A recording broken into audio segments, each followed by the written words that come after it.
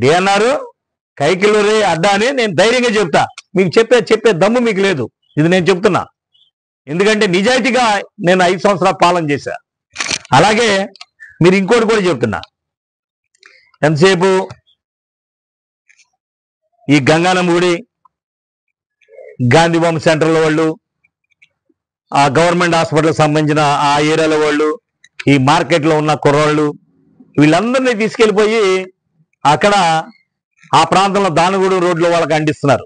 వీళ్ళు ఎక్కడెక్కడ ఈ అల్లరి మూకలు ఎక్కడెక్కడ ఉంటున్నారు అనేది పోలీసు వారికి తెలుసు, ప్రజలకు తెలుసు. వీళ్ళందరూ వచ్చి అక్కడ అరాచక శక్తులుగా మారి అక్కడ ఇబ్బందులు పెట్టినటువంటి పరిస్థితులు.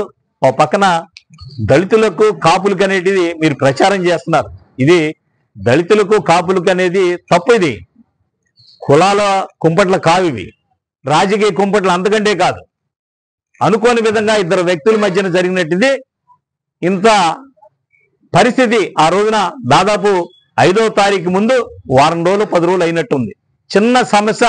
ఆ సమస్యని కైకిలూరు టౌన్లో ఉన్నటువంటి కానిస్టేబుల్ దగ్గర నుంచి ఎస్ఐ వరకు, ఎస్ఐ దగ్గర నుంచి ఈ యొక్క రూరల్ కానివ్వండి, టౌన్లో కానీ ఉన్నటువంటి సిఎల్ వరకు అందరికీ తెలుసు.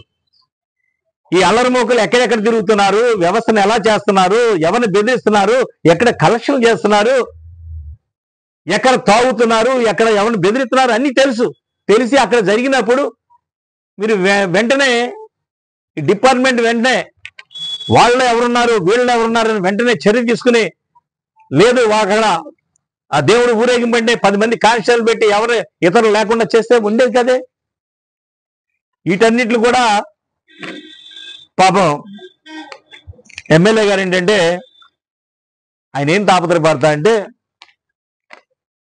ఇది వైఎస్ఆర్ కాంగ్రెస్ పార్టీ ఉంది, వీళ్ళ వెనకాల దళితుల వెనకాల వైఎస్ఆర్ కాంగ్రెస్ పార్టీ ఉండి కాపుల మీద దాడి చేయించారు. దీని వెనకాల డిఎన్ఆర్ కుటుంబ సభ్యులు డబ్బులు ఇచ్చి మరి ఈ కార్యక్రమాలు చేపిస్తున్నారని చెప్పించే ప్రయత్నం చేస్తున్నారు ఎమ్మెల్యే గారు. మీ వాళ్ళు చెప్తున్నారు ఇది.